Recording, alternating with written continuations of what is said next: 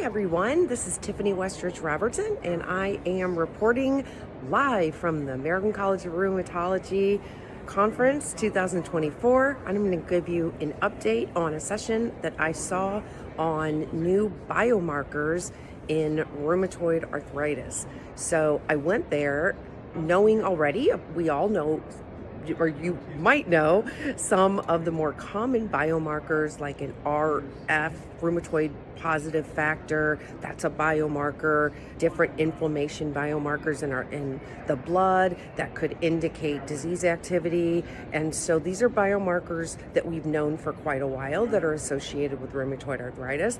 And I honestly thought we were going to get an update on that. But much to my surprise, the session focused on seronegative rheumatoid arthritis. And for those of you who haven't heard of it, that's when you don't have positive laboratory work. You don't have necessarily positive rheumatoid factor. You don't have high elevation that shows inflammation in your blood. And a lot of times they'll say, oh, there's nothing wrong with you. You don't have any elevated anything, right? And so this was something that I was originally diagnosed with before turning to non-radiographic axial spondyloarthritis.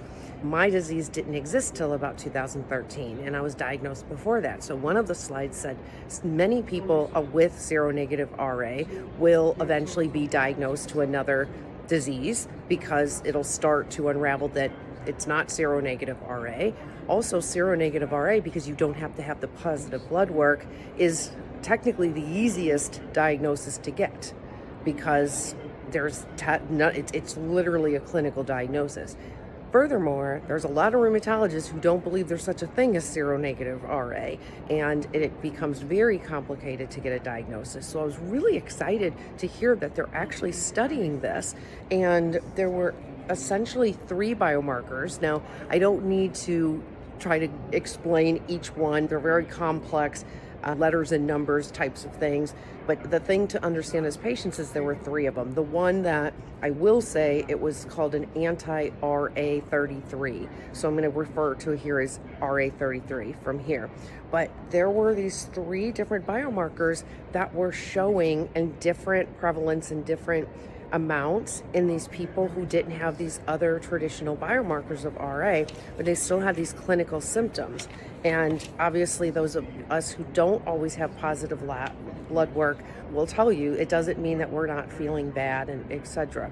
So what they showed a slide, and it said that when they've been looking at for years now what we call pre-RA or preclinical RA, also other diseases, so not just RA, but preclinical, meaning if there's certain biomarkers that you can be tested for even before onset ever happens, could we actually prevent it? So that's some research that's going on and been going on for quite a few years. And saying that, they found that some of these biomarkers were showing up in about 42% of people who end up being diagnosed with seronegative RA. So now what does that mean for us?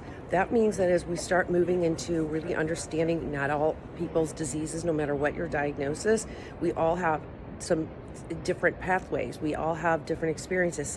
Some of us a biologic will work for, and the other ones it doesn't.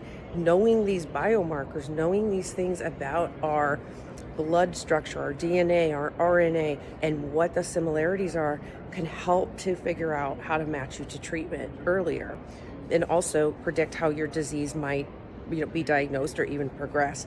One of the things that they also mentioned is some people in particular with the RA33 gene biomarker, they significantly improved more on methotrexate than others. So that was also really interesting. So just want to let you know there's just so much exciting science going on understanding these biomarkers. And at AI Arthritis, in addition to research, we're also really invested in making sure that once these biomarker tests are available to us, that we have access to them. So that's another whole issue when it comes to public policy and legislature and laws and just access to treatment. So we're on it from every angle. There you go. There's my report for seronegative rheumatoid arthritis.